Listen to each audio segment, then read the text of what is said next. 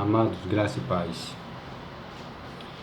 Eu queria transmitir hoje uma mensagem como se fora a nossa escola, nosso culto de oração e doutrina. E eu queria compartilhar com os irmãos uma palavra que está no livro de Tiago, capítulo 4, a partir do versículo 13. A palavra vai dizer assim: não prestem atenção, vocês que dizem hoje ou amanhã iremos a determinada cidade, ficaremos lá um ano, negociaremos ali e teremos lucro. Como sabem o que será de sua vida amanhã? A vida é como a névoa ao amanhecer, aparece por um pouco e logo se dissipa. O que devem dizer é: se o Senhor quiser, viveremos e faremos isso ou aquilo. Caso contrário, estarão se orgulhando de seus planos pretensiosos. E toda presunção como essa é maligna.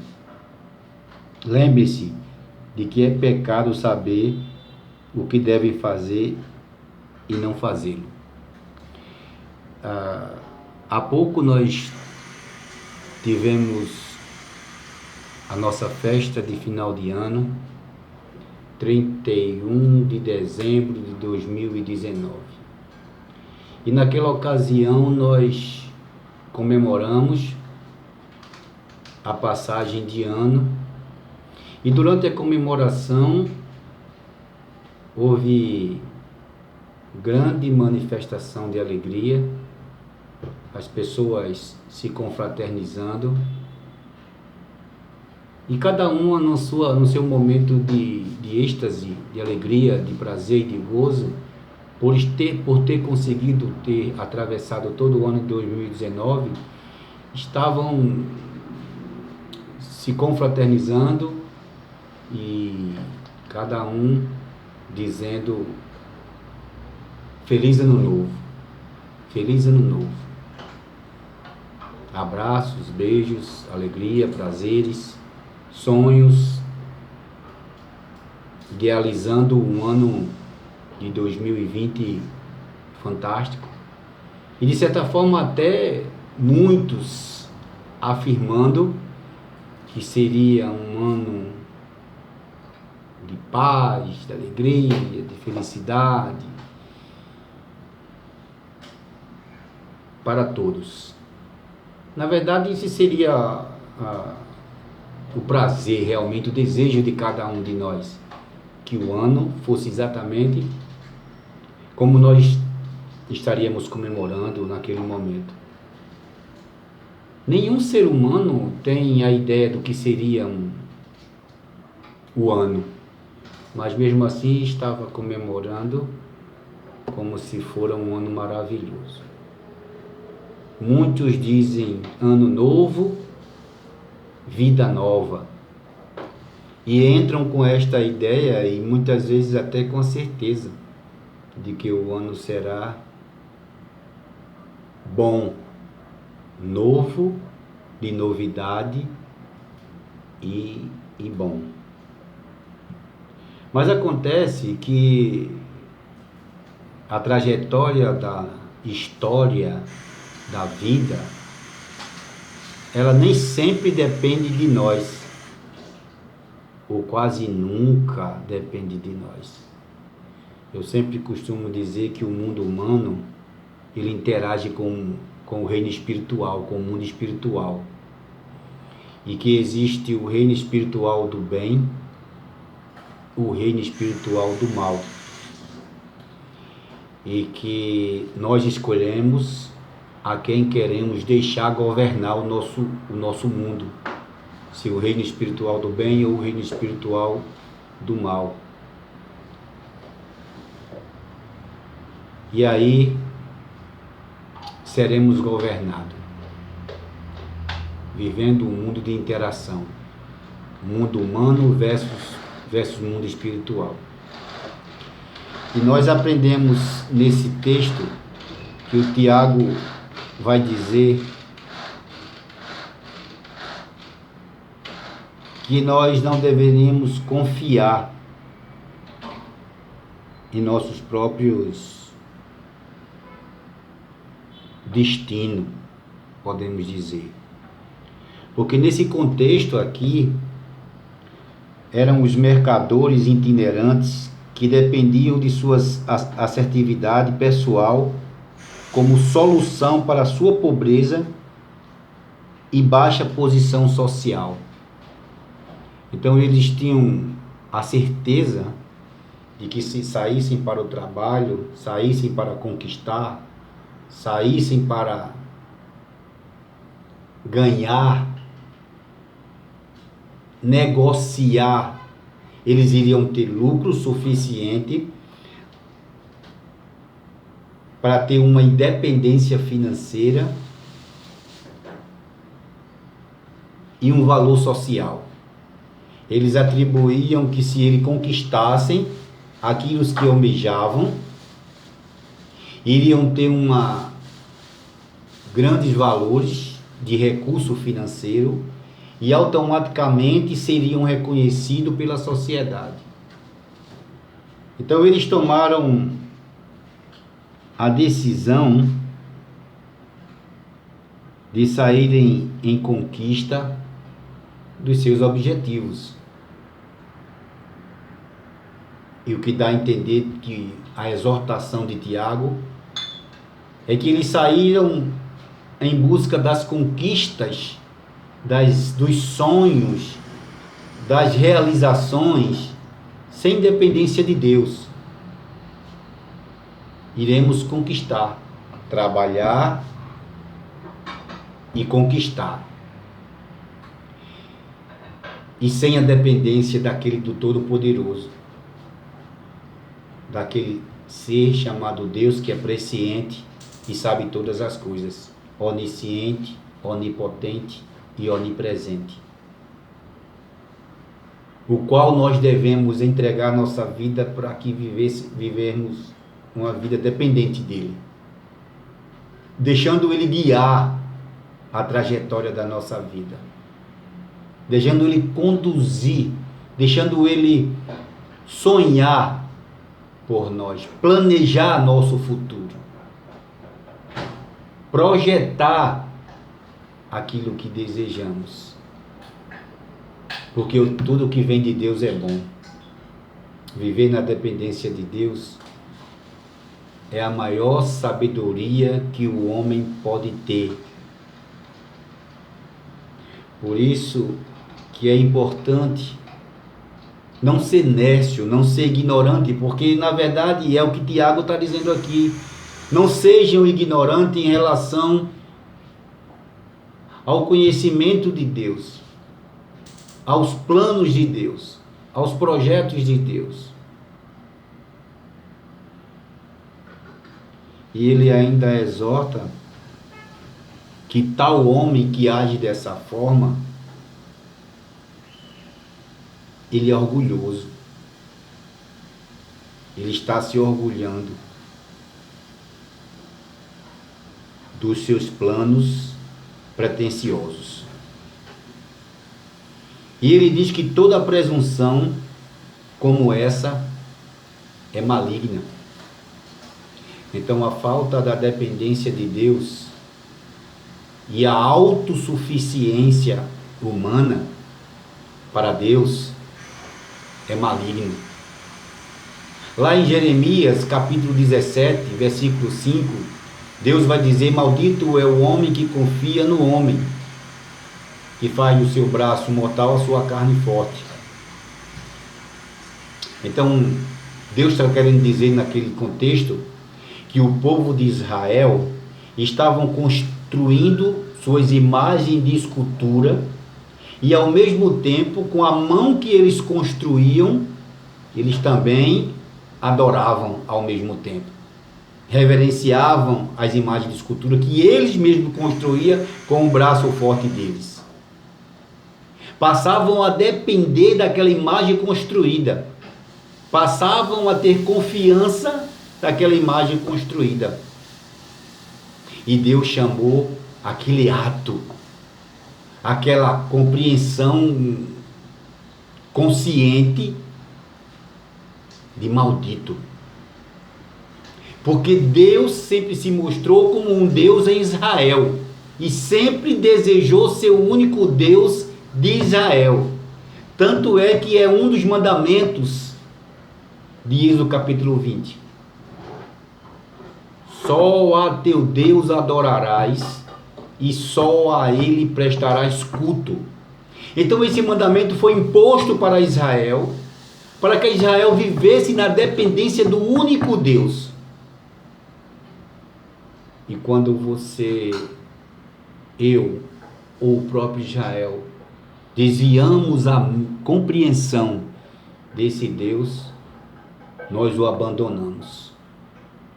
E quando ele falou para Salomão, ele disse: se você nunca me rejeitar, eu nunca o abandonarei. Por isso que em capítulo 12 de Romanos vai dizer que Deus entregou aos homens as suas paixões, ou seja, seus desejos pecaminosos. Deixou o homem ao controle de si mesmo e os abandonou por falta do desejo do homem de querer estar na dependência de Deus. A Bíblia diz lá no livro de Mateus, e nós vamos, Mateus capítulo 6, vamos dar uma lida. Mateus capítulo 6, 25 a 34, olha o que Jesus vai dizer. Mateus capítulo 6, do 25 ao 34. Por isso, eu lhes digo que não se preocupem com a vida diária, se terão o suficiente para comer, beber ou vestir. A vida não é mais que comida, a vida é mais que comida, e o corpo não é mais que roupas. Observe os pássaros, eles não plantam, nem colhem, nem guardam alimento em celeiros, pois seu Pai Celestial os alimenta. Acaso vocês não são muito mais valiosos que os pássaros? Qual de vocês, por mais preocupado que esteja, pode acrescentar ao menos uma hora da sua vida?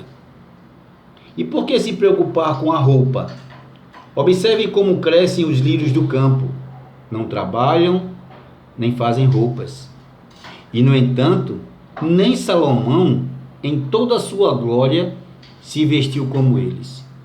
E se Deus veste com tamanha beleza as flores silvestres que hoje estão aqui e amanhã são lançadas ao fogo, não será muito mais generoso com vocês, gente de pequena fé? Portanto, não se preocupem, dizendo: o que vamos comer? O que vamos beber? O que vamos vestir? Essas coisas ocupam o pensamento dos pagãos, mas seu Pai Celestial já sabe do que vocês precisam. Busquem, em primeiro lugar, o reino de Deus e a sua justiça, e todas essas coisas lhes serão dadas. Portanto, não se preocupe com o amanhã, pois o amanhã trará suas próprias inquietações. Bastam para hoje os problemas deste dia. Então Jesus dá aqui uma lição de que nós não devemos viver uma vida preocupado com o amanhã. Porque se nós vivermos uma vida preocupado com o dia de amanhã, nós vamos ficar inquietos, perturbados, e com certeza as patologias irão aparecer, tipo depressão, problemas psicológicos e etc. e outros mais.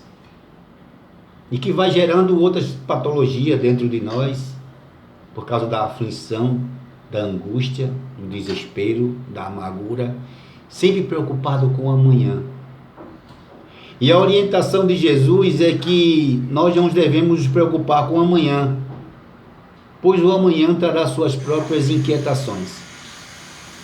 Durante a homenagem, a nossa comemoração do final do ano para início do ano seguinte, só desejamos coisas boas. E nossa ideia naquele momento é que só iria acontecer coisas boas. Parece que o ano ia ser repleto de felicidade, de paz, de gozo, de alegria, de realização, boas para toda a família, para todo mundo. As pessoas vão às praias fazer suas oferendas às suas entidades. As pessoas vão à missa do galo, né? Fazer suas homenagens às suas entidades. E cada um, outros fazem suas comemorações em casa, comendo churrasco e etc e tal, dentro de toda a sua compreensão do que é a vida, e ali fazem seus pedidos. E parece-me até que durante aquela comemoração eles estão convictos de que tudo aquilo que eles esperem de bom irá acontecer. Entra o ano de 2020 e ninguém esperava uma catástrofe tão grande, uma perturbação tão grande, uma desordem mundial tão grande, um caos mundial tão grande, em todas as áreas do sistema humano foram afetados por um vírus. Aí eu te pergunto, cadê o ano novo? Cadê as festas comemorativas em relação a isso? Inclusive até as festas anuais do ano de 2020 algumas estão sendo adiadas, outras talvez nem aconteçam. A Olimpíada foi passada para o ano seguinte, que estava com tanta expectativa de tanto benefício que iria trazer para o mundo esportivo, inclusive financeiro. Futebol, campeonatos estaduais, nacionais, os deuses do futebol, os deuses olímpicos, os deuses da economia, a deusa padroeira do Brasil. Todos esses deuses foram humilhados apenas por um vírus, permitido pelo nosso único Deus. E a grande ideia de Jesus é: o amanhã trará suas próprias inquietações, perturbações. Bastam para hoje os problemas deste dia. Todos os dias haverá adversidade. Todos os dias pessoas morrem. Todos os dias pessoas adoecem. Todos os dias pessoas obtêm patologias que são incuráveis e ficam apenas esperando o momento da morte. Tantos acidentes de automóvel, tantos assassinatos. Basta que cada dia tenha os seus próprios problemas. Enquanto a nós, devemos viver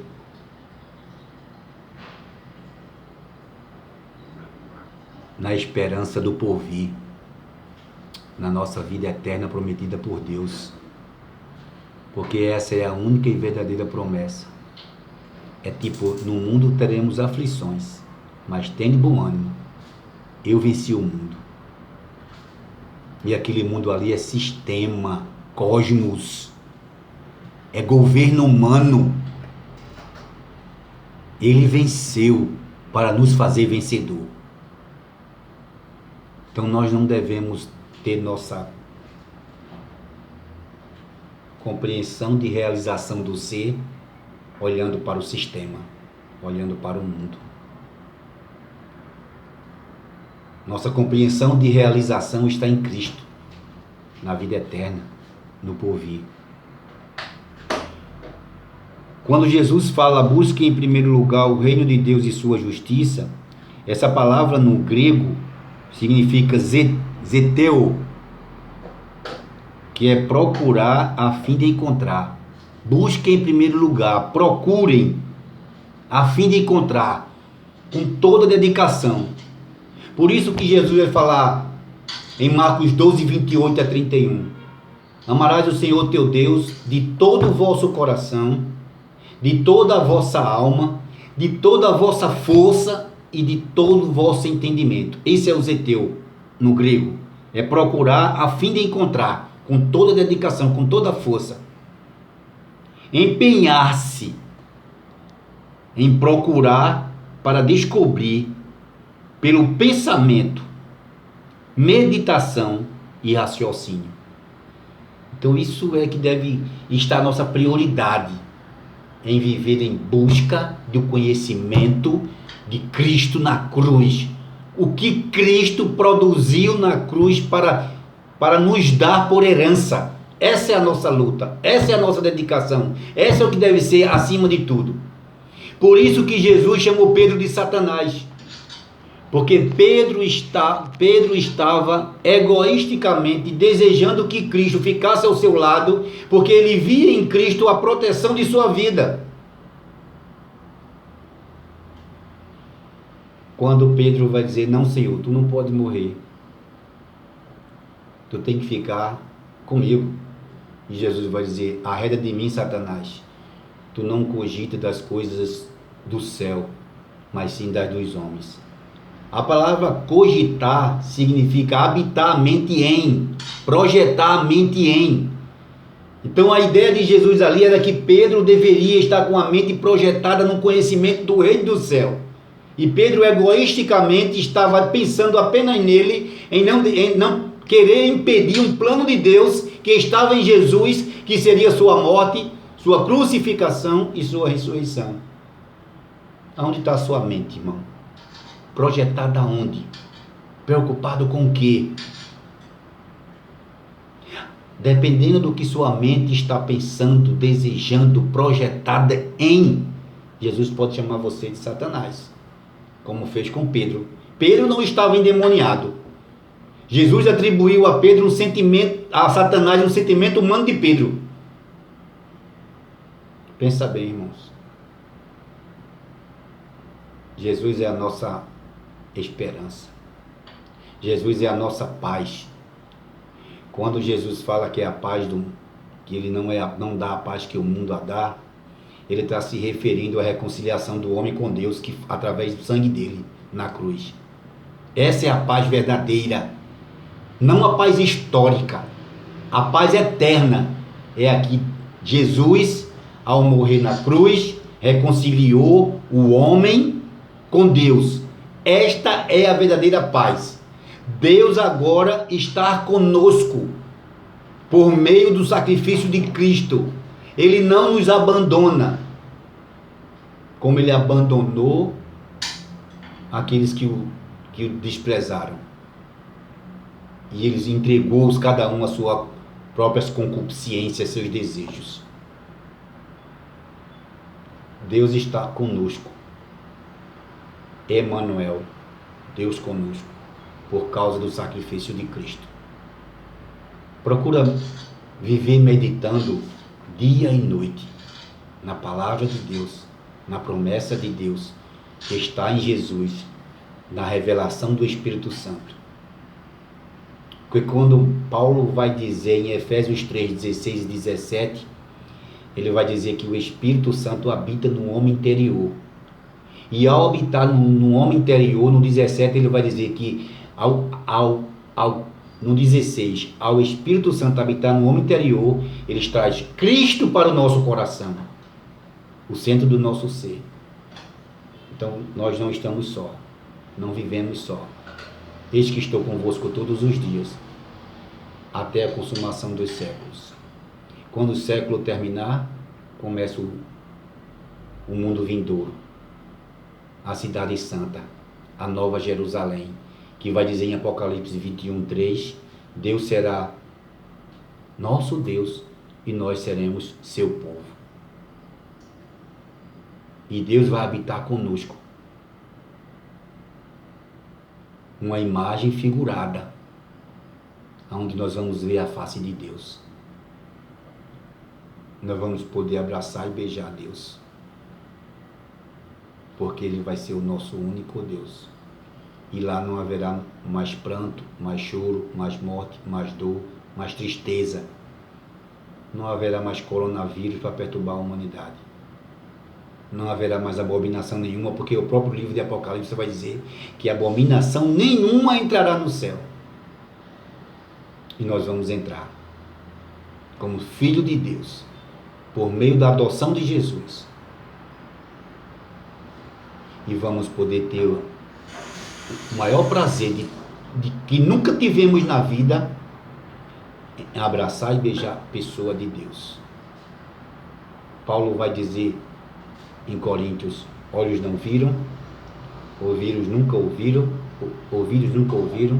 e jamais penetrou em coração humano aqueles que Deus tem, que Deus preparou para aqueles que o amam. Então é nosso, irmão. Nós somos herdeiros. Nós não podemos viver uma vida pelo que vemos. Nossa vida não deve ser pautada naquilo que, nesse sistema humano materialista, mas sim no reino dos céus. Que o Espírito Santo convença você dessa verdade, e que você viva uma vida feliz e realizada por meio da compreensão revelada pelo Espírito Santo na sua mente, no seu coração, de que o Evangelho de Cristo é verdadeiro, é seu para toda a eternidade. Que Deus abençoe, que lhe dê essa compreensão.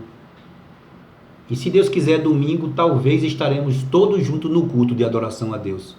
Porque está saindo um noticiário na televisão de que a Justiça, Tribunal, percebeu que a igreja é uma entidade necessária para estar aberta nesse momento de dificuldade. Nós estamos analisando, e se isso se concretizar, provavelmente o culto será todos juntos no domingo, se Deus permitir, e assim for, em nome de Jesus. Que Deus abençoe a todos. Batista Gênesis. Eu quero lançar aqui um slogan que eu falei domingo para Maurício no culto. Nós somos poucos, mas somos fortes. Que Deus os abençoe e vamos avante rumo a Canaã, em nome de Jesus. Aperta onde?